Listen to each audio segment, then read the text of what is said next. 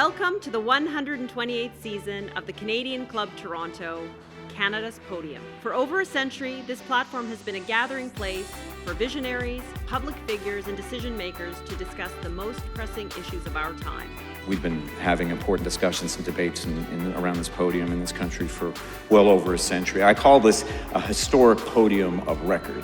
Our club's always been a forum for visionaries, public figures, and decision makers to command attention to the issues of our time.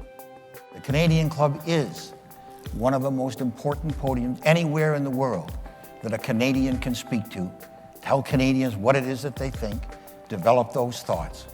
And so I want to thank you for that very, very much. Please join me in thanking our esteemed panelists today. Through our programs and events, including our youth and young leaders programs, our diversity partnerships, our joint events, and our media and social media opportunities, we offer you access to dynamic political, social, and business figures from abroad and right here at home. The platform from which the eloquence of Canada has flowed all of that time, whether it be business, education, politics, sports, arts and culture. If someone wants to say something to Canadians about this country and about the future of this country, this is the venue you choose. Good morning, everyone. My name is Tanya Van Biesen, President of Canadian Club Toronto and your host. Welcome to those who are joining us online this morning. Our business community is keenly aware of the interconnected challenges shaping Canada's future: energy security, productivity, and the energy transition. These are not abstract concepts. They directly impact our competitiveness and our prosperity of our nation. François Poirier, President and CEO of TC Energy, leads an organization playing a crucial role in addressing these challenges. He will speak with us today about how strategic infrastructure projects can help secure our leadership role in the evolving energy landscape, enhance Canadian productivity and prosperity, and responsibly manage our transition to a lower carbon economy. Joining Francois on stage for the Q&A is someone who for many years has been advocating for Canada's opportunity to lead in responsible energy production, Victor Dodig, CEO of CIBC. Now, before we begin, I'd like to acknowledge our sponsors. We are very grateful for the season-long sponsorship by the Canadian Bankers Association and the support of Air Canada, our official airline sponsor. Thank you also to Canada's Forest Trust, who works with us to offset our carbon footprint through its planting of smart forests. Today's event sponsors are Canada's Building Trades Unions and Bruce Power. Welcome to both of you, and thank you. We are very thankful for your sponsorship.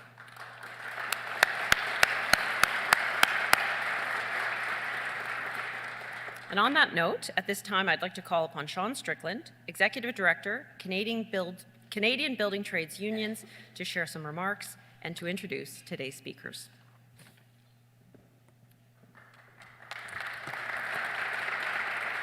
Good morning, everyone. What a great turnout. It's great to see everyone here this morning. I'm Sean Strickland, Executive Director of Canada's Building Trades Unions, and I'm honored to introduce today's speakers for this morning's events. Canada's Building Trades Unions is the national voice of 14 affiliated unions representing 600,000 members who work in 60 different trades and occupations right across Canada. We have some of our industry stakeholders with us here today, and I'd like to take a moment to introduce them. We have Russ Shuchuk, the Canadian Director for the International Brotherhood of Electrical Workers. Mike LeBlanc from the IBEW. And in Canada's Building Trades Unions, we don't go to work unless our contractor goes to work. So we have a really close working relationship with management and our contractors. And I'm pleased to say that Kevin O'Donnell from the Pipeline Contractors Association is here today as well. I'd also like to introduce the Parliamentary Assistant, the Honourable David Lecce, the Minister of Energy, and that is Rudy Cusetto. Rudy's here. And finally, a good friend of Ontario's building trades, the Ontario Minister of Labour, the Honourable David Piccini. Thanks to each and every one of you for being here today. CBTU's mission is to advocate for progressive public policy that improves the lives of our members and, by extension, all construction workers in Canada. The ongoing and effective development of Canada's energy sector is, of course, crucial to our interests, creating tens of thousands of well-paid skilled trades jobs, driving economic growth, and powering our nation's economy. The work we do in construction and maintenance supports the energy infrastructure that powers our communities, supports our industries, and secures Canada's position as a global energy leader. We are living in interesting times, and amid the trade war initiated by the Trump administration, we're already seeing the impact on our economy. Think about a construction worker for a second. A construction worker goes to a job site knowing that they're going to put themselves out of work, because when that job's done, their job is done. So in the construction industry, our members and workers are always talking about and looking forward to, when is that next job coming?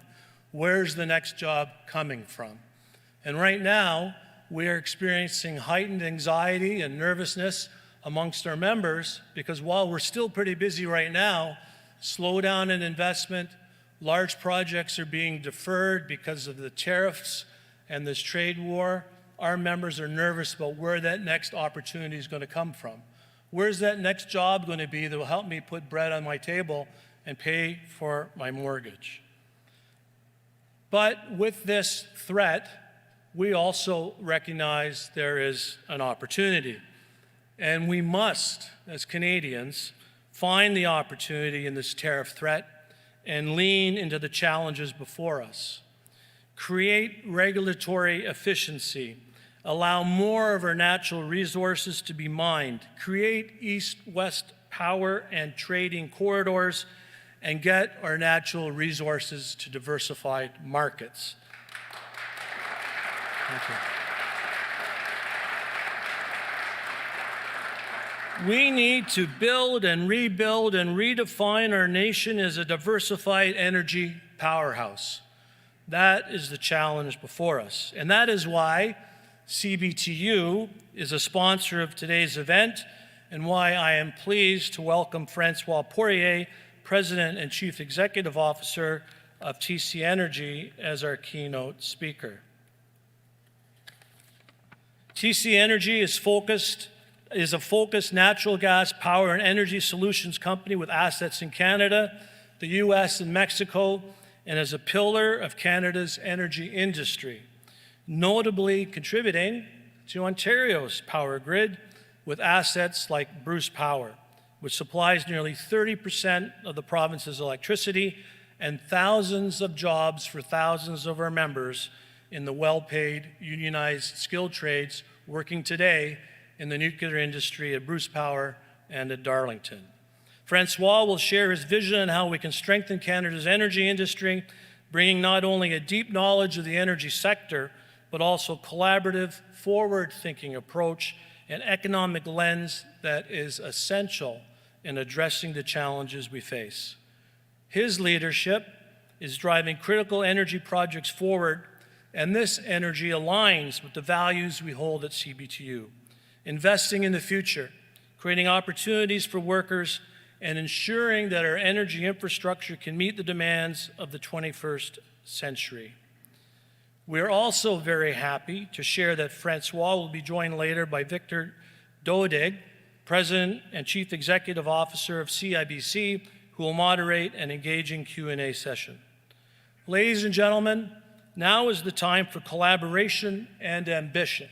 We have a generational opportunity before us that must be seized. Let's rebuild, build, and redefine Canada as an energy superpower. Please join me in welcoming François Poirier, President and CEO of TC Energy, to the stage.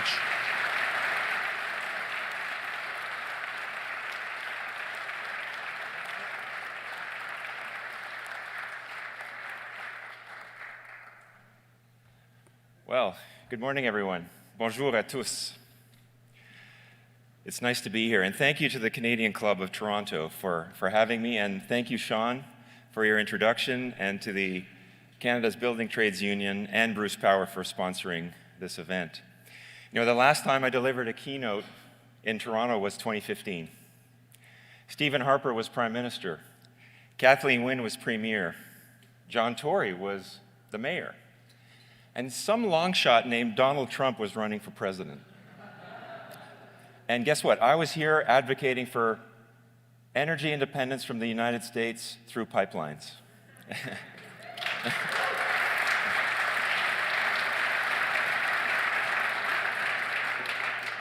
As we say in bon français, plus ça change, plus c'est la même chose.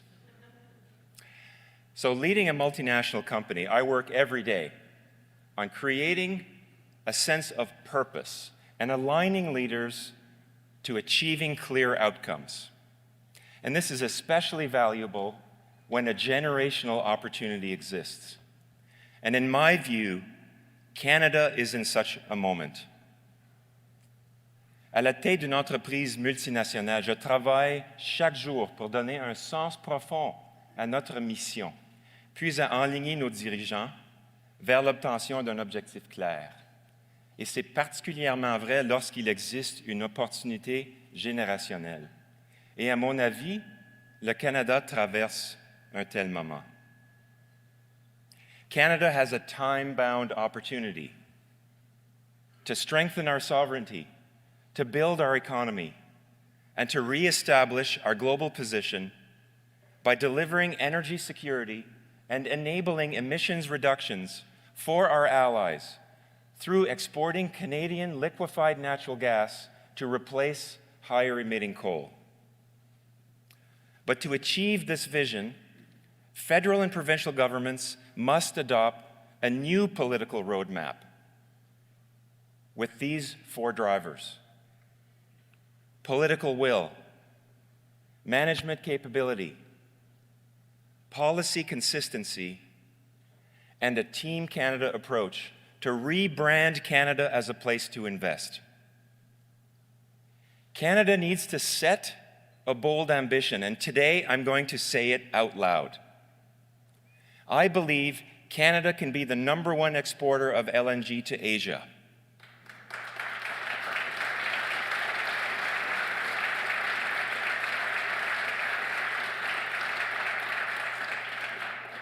Je crois que nous pouvons être le plus grand exportateur de GNL vers l'Asie. We have the supply. We have a transportation cost advantage. And the demand is there for the taking, but we are going to have to compete for it. Our leaders need to unite on this ambition and show the world that Canada is back in business. The threat of tariffs has exposed flaws in our economy, and the question is, do we regress or do we seize the opportunity that the world has put in front of us? Canada has a choice to make, and in my view, it's a clear choice. It's between continuing the status quo or embracing a bold ambition. And we've made this choice before. Let's take a lesson from history. My company's roots are deep in Canada's economic fabric. TC Energy emerged from a bold vision. The Trans-Canada Pipeline, a natural gas pipeline crossing more than 3,500 kilometers, bringing Western Canadian gas to provinces in the east. The year was 1951, and Canada's population was booming, and energy shortages were becoming a problem. The country needed to supply its own energy. Now, ironically, we had a choice between running the pipeline down through the US, which was technically simpler, or running the pipeline entirely across Canada and through the complex Canadian Shield. And our founders decided to build it across Canada. In fact, Member of Parliament Carl Nickel described the decision as, I quote, "denial of economic sense in favor of nationalism." Nationalism. So that year, Trans-Canada Pipelines was incorporated through an act of Parliament, thanks to the leadership of Minister of Trade and Commerce, C.D. Howe. And when our founders first envisioned connecting Canada through energy infrastructure, they weren't just building a pipeline. They were uniting Eastern and Western Canada. And to do this, C.D. Howe implemented a political roadmap. And decades later, TC Energy owns an integrated system that spans across all of North America. And to this day, Trans-Canada Pipeline continues to deliver energy for millions of Canadians. So fast forward to today. Canada is energy rich and has the potential to be an energy superpower. From my perch, energy is not just a sector of the economy. Energy is the economy. You cannot have an economic plan without an energy plan. You cannot move Canada forward by holding energy back. In 2023, energy contributed 10.3%, or $279 billion of Canada's GDP. And to offer some perspective, should we achieve this ambitious goal of becoming the largest exporter of LNG to Asia, this would increase Canada's GDP annually by up to $75 billion. Energy is a source of strength and Canada's most significant form of geopolitical hard power. It gives us clout in the world. Energy is our opportunity and we need to seize it. So how do we do that? There are 4 drivers to the modern political roadmap. And the first is political will. We need to make investment in energy a priority. And that starts with thinking big and being bold. 15 years ago, Canada was at the starting blocks with the US in pursuing LNG exports. At one point, Canada had 18 proposed LNG projects off the west coast of Canada. We had the opportunity then to be number 1, and now we're playing catch-up. Canada today is commissioning its first LNG facility, while the US, well, they've become the largest exporter in the world. Even with the projects currently proposed today off the west coast of BC, we have the potential for so much more. And some think our current trajectory, which would make us the 5th largest exporter of LNG, is good enough. I don't want to be good enough. I want Canada to be the best we can be. Now, we're very fortunate because through geopolitical events and accelerated energy demand growth, that opportunity from 15 years ago has come back around for us to chase. But why should we even care about LNG? Well, it's because LNG is the single largest investment opportunity in Canada to create wealth and also to reduce global emissions. Take the $40 billion LNG Canada facility and associated Coastal GasLink pipeline. This is the largest completed private sector investment in Canadian history. Imagine what 3 to 4 times that investment could mean to Canada. What could bringing another $160 billion of investment to Canada mean for the country as a whole, both in terms of economic growth and contributing to reducing global emissions? Asian consumption of coal has tripled over the last 30 years, and it's increased 20% over the last decade. Asia makes up 80% of total global consumption of coal today. And displacing just 10% of Asia's coal consumption with our natural gas will offset 340 million tons of emissions annually. And that is half of Canada's entire total emissions. Now, I mentioned earlier that this is a time-bound opportunity. Make no mistake, this is a race. This is a race. I'm asked each day to deploy our limited capital between investment opportunities in Canada, the US, and Mexico. And how do we make those choices?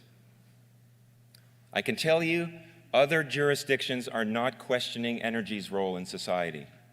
They are not slowing down. Our neighbors in the US and Mexico are surging ahead, offering a more attractive investment environment. But this isn't just about economic growth. It's about diversifying our energy exports to secure our future and reduce our reliance on one trading partner. Currently, 99% of natural gas exports go to the US. So I ask you this: is Canada truly economically sovereign if a single country's tariffs can upend our prosperity? Le Canada est-il véritablement souverain économiquement si les tarifs douaniers d'un seul pays peuvent compromettre notre prospérité? The second driver is political management capability. Our economy and investment climate need hands-on political management to identify and clear obstacles to enable projects to get built.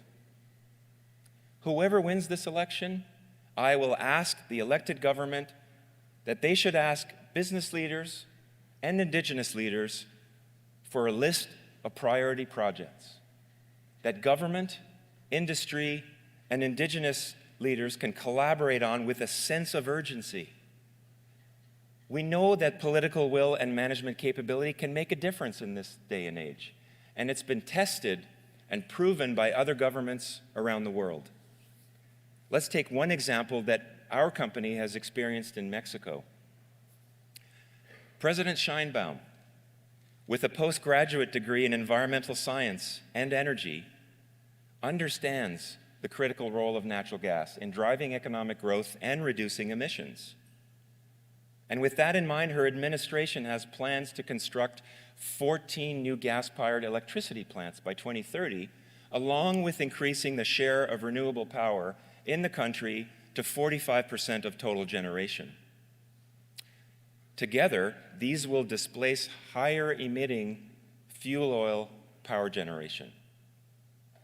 Now, in order to develop the needed additional power generation, Mexico needs natural gas pipeline infrastructure. And on May 1st, we will have completed our $6 billion Southeast Gateway project in Mexico. This nation-building pipeline will provide the foundation for economic development in Southeast Mexico, a region that has historically had limited access to electricity. It's created jobs and will elevate the quality of life for many communities. And thanks to the political will and management capability, they provided a clear regulatory process. The pipeline was finished on time and $500 million under budget. When's the last time you heard that? We were able to begin construction just 8 months after filing the necessary permits. And from the initial permit request to our in-service date on May 1st, the entire process will have spanned 2 years and 10 months for a 700-kilometer pipeline, including fully comprehensive environmental evaluations. That's what we're competing with.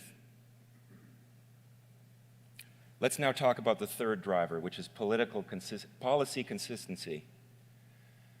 Where we stand today, building anything of scale in Canada takes time. Sometimes longer than an election cycle. Often, our experience has been that the permitting process takes 2 to 4 times as long as constructing the actual project. And since the Impact Assessment Act has been implemented in 2019, only one project, Cedar LNG, across all industries for the entire country, was approved. And it did so by delegating approvals to the provincial review process. So I ask you, With that track record, how are we to attract $160 billion of new investment to become number one? I hear from investors that to build here in Canada, we need to provide a high degree of policy certainty. They need to have confidence that Canada's commitment to energy infrastructure won't waver, is bipartisan, and isn't at risk of being revoked. They see our potential, but not the policy consistency required to invest. So as a result, and we can invest in Canada, the US, or Mexico, we see capital flowing to other jurisdictions, offering higher risk-adjusted returns. I often say uncertainty is the enemy of investment, and this needs to be addressed with the utmost urgency.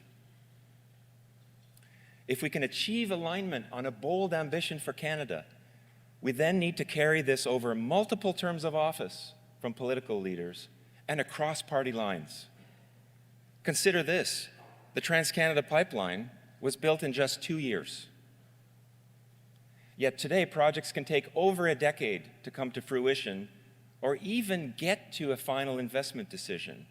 And by the time permits are approved, someone else has likely seized the market opportunity and it's lost to us. This is what happened to us 15 years ago. So if we allow this inertia to persist, we risk more than delays. We risk ceding market share to our competitors, but more importantly, we are entrusting our energy future to others, and we are losing the opportunity for economic sovereignty that should be standard for a resource-rich country like Canada. So a lot is riding on this moment in time. As a CEO who engages with political leaders at both the national and subnational level in many jurisdictions, I'm often struck by how hands-on political leaders are in some jurisdictions about pitching for direct investment and working with investors to get them over the finish line. So this is the fourth driver of the modern political roadmap: a Team Canada approach around the world. In Alaska, the US administration is today working towards signing MOUs for LNG with countries like Japan and South Korea. The governor of Alaska has traveled himself to Asia to line up customers and investors for Alaskan LNG. And guess what? He returned from his trip with an agreement from Taiwan. So whatever happens post-election, it will be important for the Prime Minister, for the requisite premiers, for business and Indigenous leaders to be united and aligned. Collectively, we'll have to travel to Asia and market ourselves and underscore that Canada is back in business and is a good risk to take. They need to see our sincerity and our conviction, because when Japan came calling for our natural gas a few short years ago, we turned them away. My fellow Canadians, we have a renewed opportunity. Le Canada a la possibilité de réduire sa dépendance à l'égard d'autres pays, tout en exportant vers le monde et en bâtissant une prospérité et une force durable ici dans notre pays. With 3 coasts, diverse energy sources like natural gas, LNG, oil, uranium, and our nuclear expertise and our hydro power expertise, and abundant critical minerals, Canada has the choice to reduce its reliance on other countries while exporting to the world and building lasting prosperity and strength at home. So friends, let's realize this vision and build Canada now.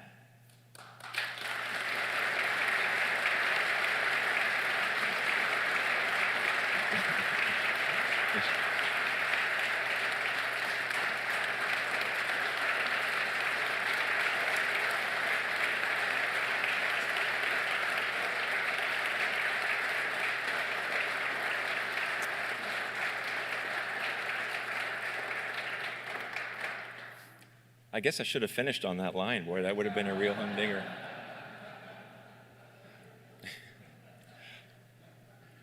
To come back around to it. Just to summarize, we need a political roadmap spanning multiple terms in office. Let's set bold ambitions. Let's write it down. Let's be the #1 exporter of LNG to Asia. We need united leaders across our nation, federal, provincial, Indigenous, and business leaders. Thank you. Merci à tous.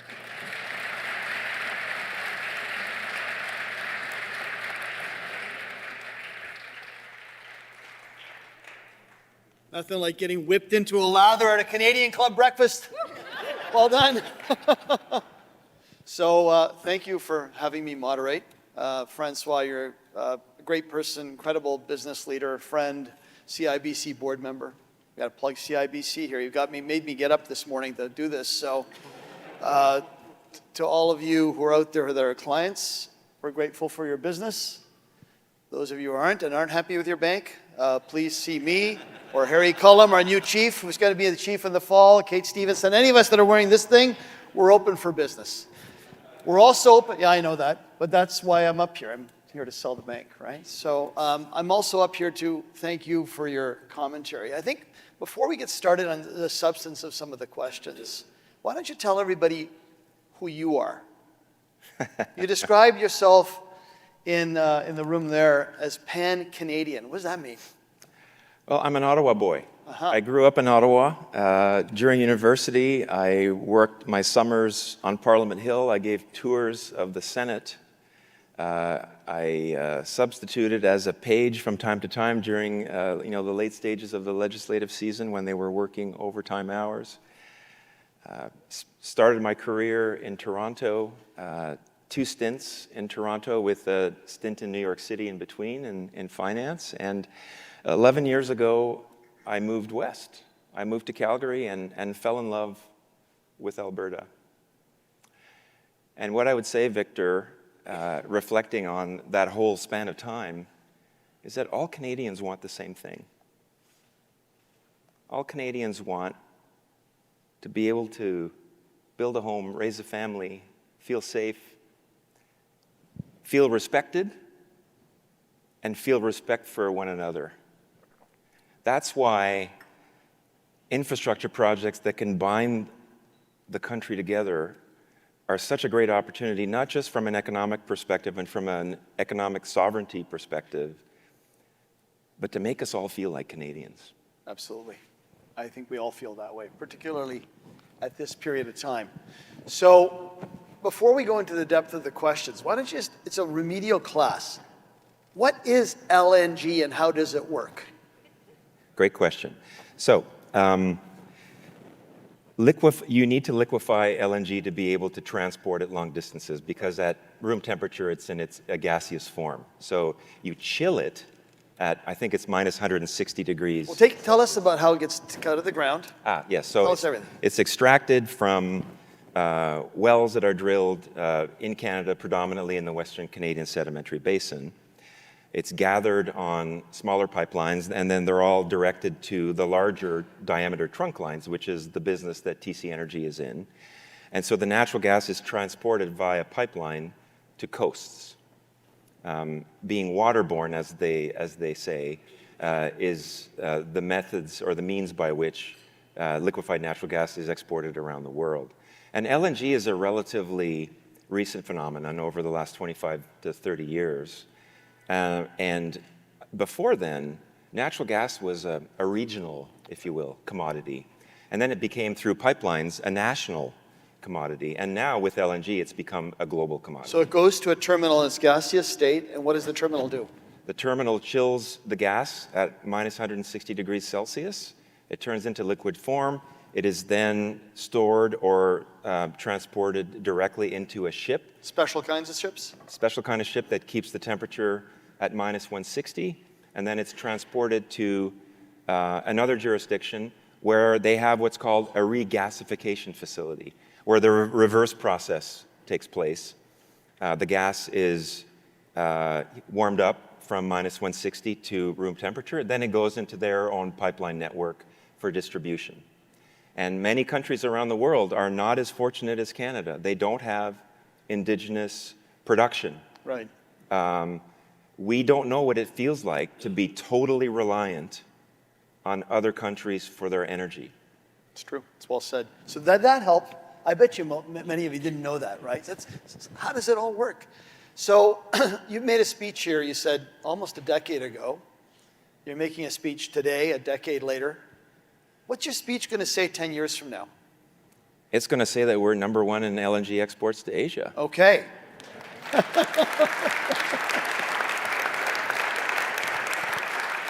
We're going to talk in a moment, how do you kind of move up those league table standings. Sure. But let's just go to sort of the motion of your speech, right? You've kind of gotten more vocal recently. One of my friends kind of coins it as going from "Oh Canada" to "Go Canada," right? It's kind of a neat little saying, right? Because we reflect too much on the past and not on how fast we should be moving. Yeah. Like, what's the intensity all about now? First of all, I see a generational opportunity, as I said in my prepared remarks, to create wealth for the country and build our independence. But it's also the realization that it's a time-bound opportunity, and we have to get our elbows up. We have to be a little bit more competitive. We have to go out there and sell. So for me, Build Canada Build is actually Sell Canada Sell. And we're not just selling the fact that we have reserves in the ground. We have to sell that policy consistency. We have to sell that innovation and that ingenuity. And we have to sell that customer service attitude. Mm-hmm. So you kind of wrote a letter with a bunch of other energy leaders. And the letter said a number of things that need to be done, some of which was captured in your speech. How is the business community, how is the political community reacting to that letter? How many have read the letter? Okay, you'd expect at least half the crowd to read the letter. Yeah. The other half, read the letter, okay? I think everybody needs to be up to speed on the facts, depending on who you're speaking to, particularly outside of Canada, but also inside of Canada. So the letter gets written, it gets published. You all feel like, okay, someone from our national newspapers has written about it. What kind of reaction are you getting? Actually quite positive in the what.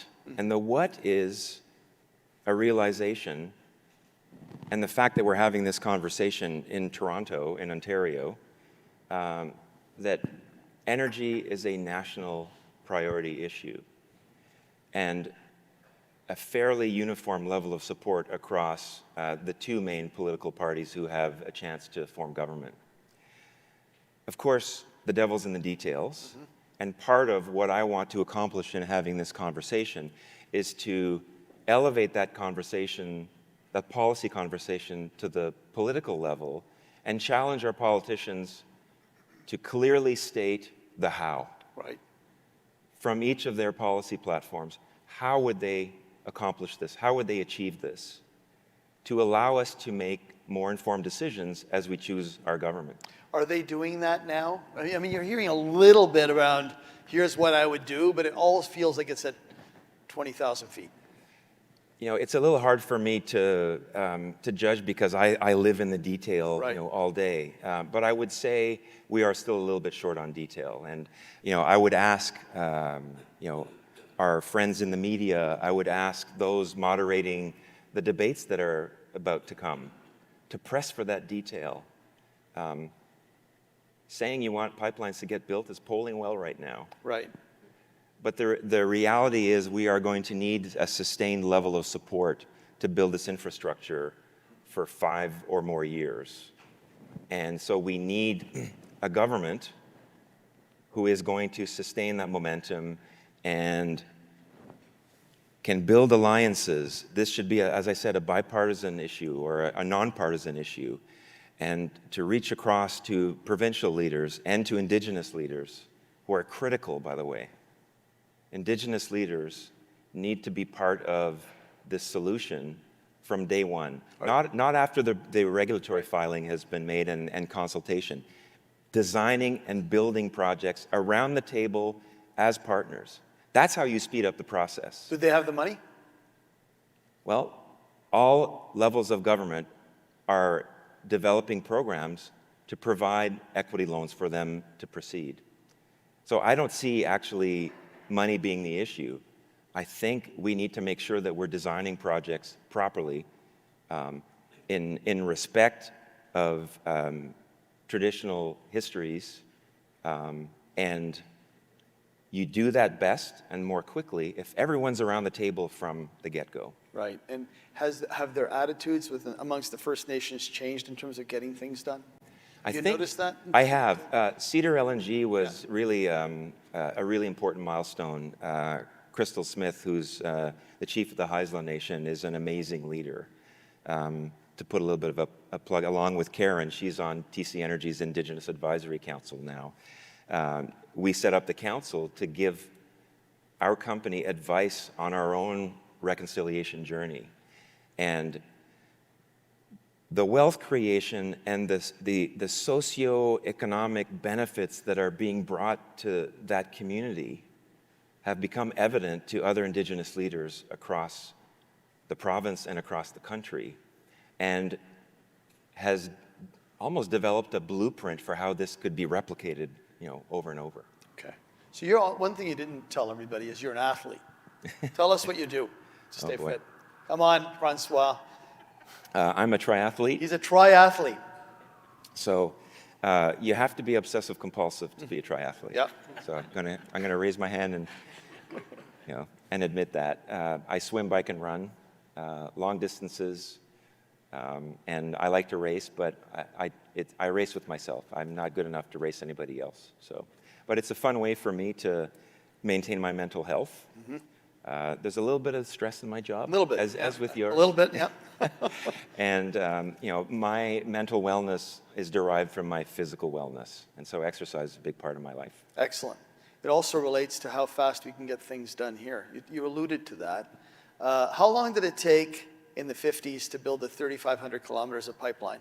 It took 2 years. 2 years. It took 2 years. How long did the approval process take? Just a few months, actually. Just a few months. There's another example that we can point to in modern times, and that's Germany. Yeah. When Germany invaded Ukraine, and no, Germany did not invade. I'm sorry, gosh. Russia invaded. When Russia invaded Ukraine. He knows that, but I don't want anybody to print that. Yeah. Okay. Thank you. Thanks for that correction, Victor. When Russia invaded Ukraine. How fast did Germany? Germany needed to get its natural gas from somewhere else. Mm-hmm. And they designed, permitted, and built a regasification facility in 10 months. Some were floating, if I remember correctly, yes. Right? So if you can do all of that in 10 months, and we reverse engineered that process to learn from it. How could you possibly design, permit, and build energy infrastructure in 10 months? And the answer was political will. Right. And leadership. They've shown it again. $1 trillion in spending. Chancellor Merz has said, you know what? We're gonna get this done. Yep. So it feels like that's happening there. It is. So what needs to happen here for us to build a 3,500 kilometer pipeline in 2 years? Or, for that matter, in the 1880s, a national railroad in 4 years that was paid off 4 years later. Like, what needs to happen today? What conditions need to change for us? What about Bill C-69? What has to happen with Bill C-69? Well, as I said, Bill C-69 has not been, no one has been able to get a project successfully through that process, but for one, and they basically delegated the authority to a provincial process. So my view is we have to set a goal and work backwards. Anybody here who thinks and talks about innovation in your company, you don't talk about process. You talk about outcomes.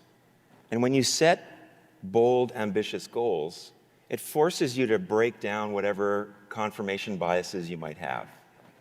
That's what Germany did. They said, we need a regasification facility for the next winter heating season.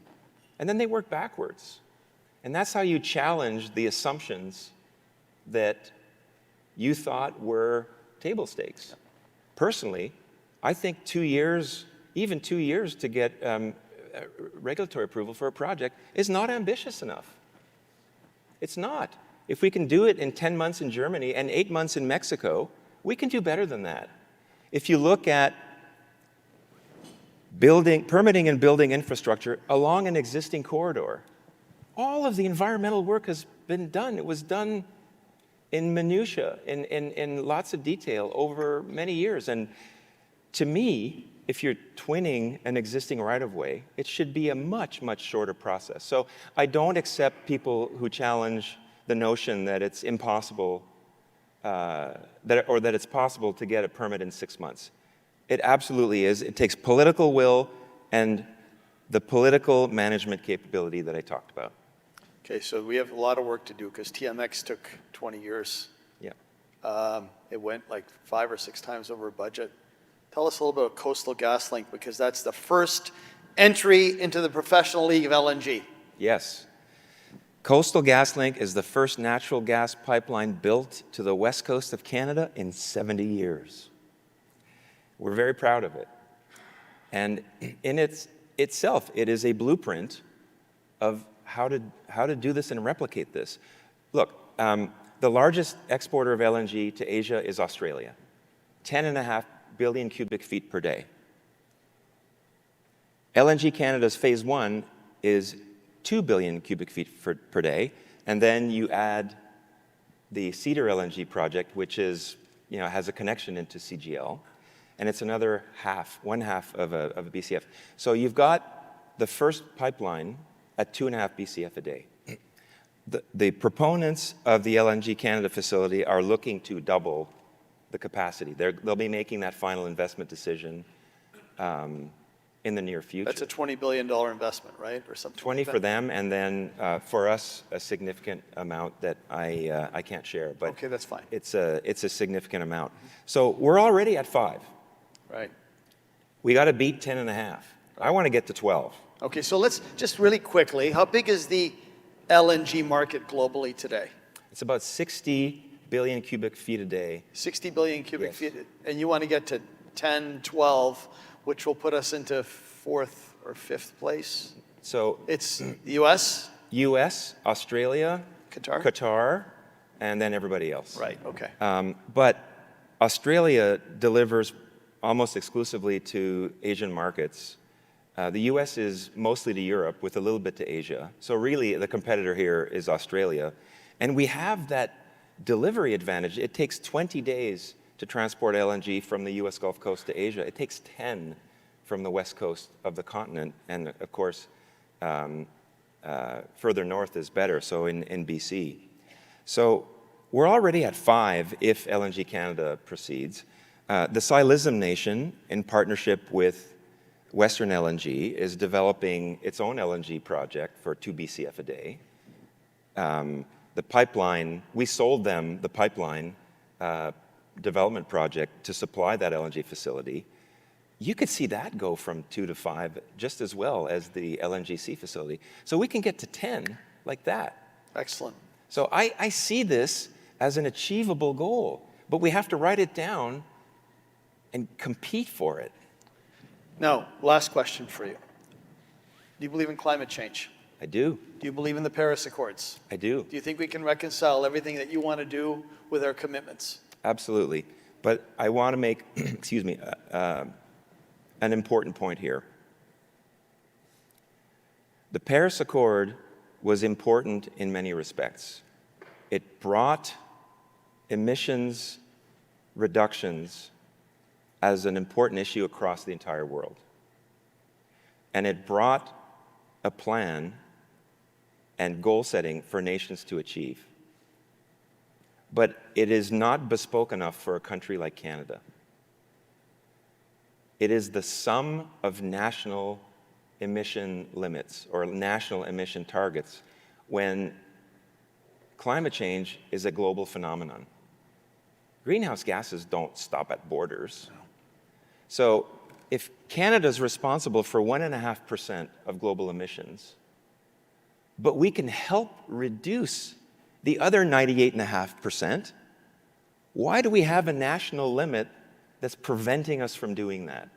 You mentioned that in your speech. Right. And so when the 14 energy CEOs wrote the letter to all political parties, and we talked about removing the emissions cap on the oil and gas industry. It's not because we want to dismiss the importance of emissions. It's because the emissions cap is designed for us to achieve our emission targets in Canada, but it actually prevents us from helping other countries achieve theirs with more offset than what we create by helping them.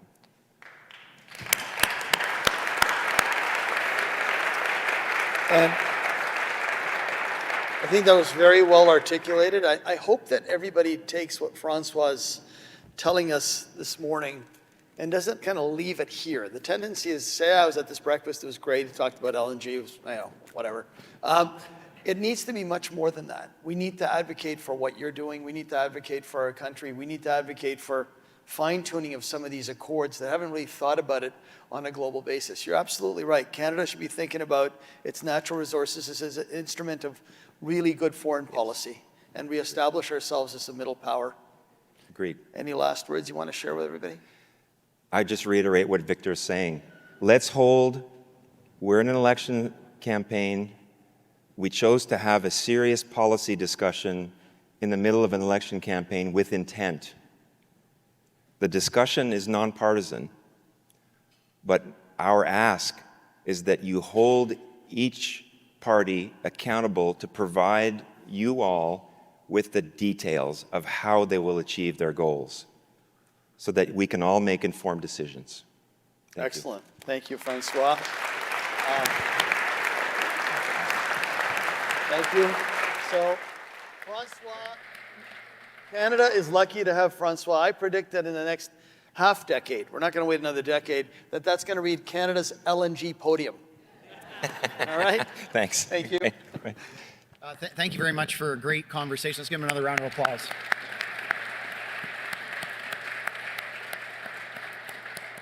So I'm James Scognac. I'm the Chief Operating Officer at Bruce Power. We're really honored to support today's conversation and the important work that the Canadian Club of Toronto does.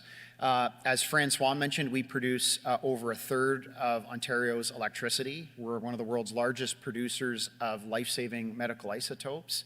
And thanks to the support of TC Energy, which I'll come back to a little bit later, we represent one of Canada's largest electricity infrastructure projects. And I see Sean and Greg and Francois, and I'm going to repeat something that you will never get sick of hearing.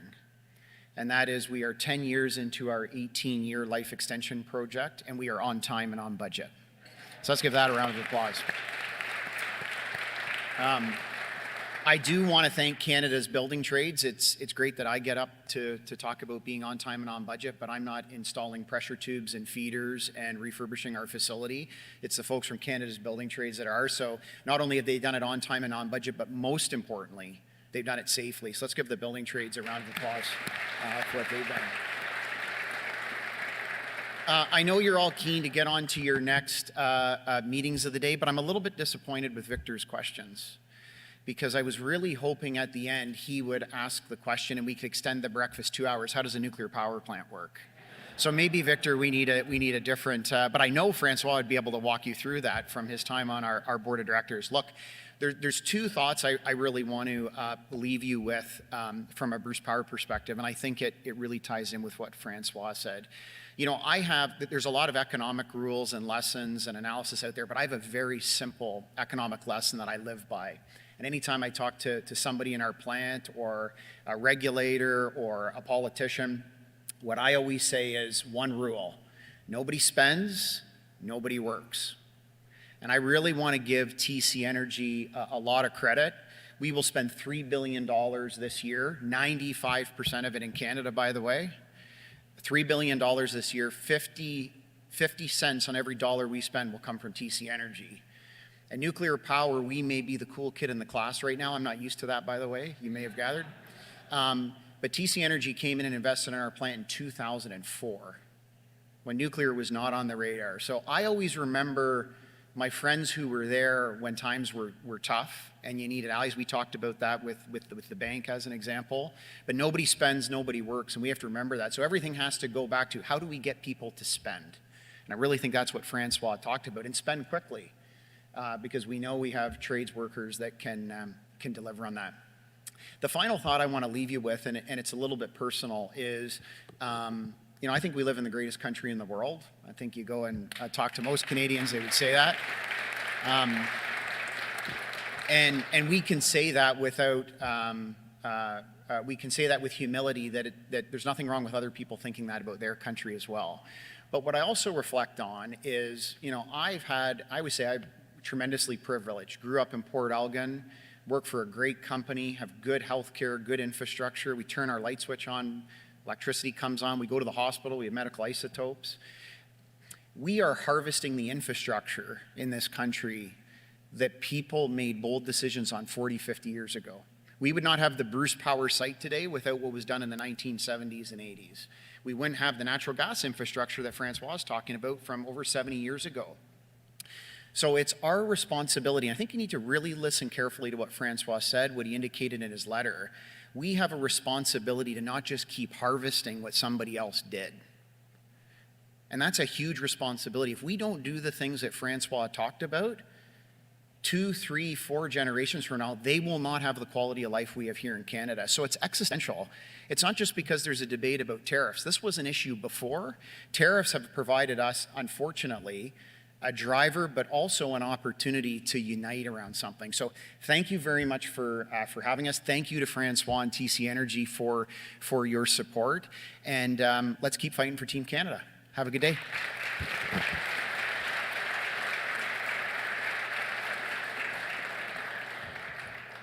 Quick close, because I know everybody has got to get going. Thank you, Francois. Thank you, Victor. I also would like to thank, again, our sponsors, Bruce Power and Canadian Building Trades Unions, for being here today and for helping us to put on this event. Thank you all for being here today. I would also like to encourage you to visit our website. We have so many great events coming up. Go to canadianclub.org. A couple that are coming up, we will be hosting Roy Gorey, CEO of Manulife, on April 24th. And on April 30th, we're going to have an evening event. So for those who live in Toronto, we're going to have an evening event to talk about how Toronto can get its mojo back, which I think is critical to all of us who live here. As always, I would like to thank our AV supplier, VBC Live, for its consistently strong support of our events. Thank you again all for joining us today, and please enjoy your day.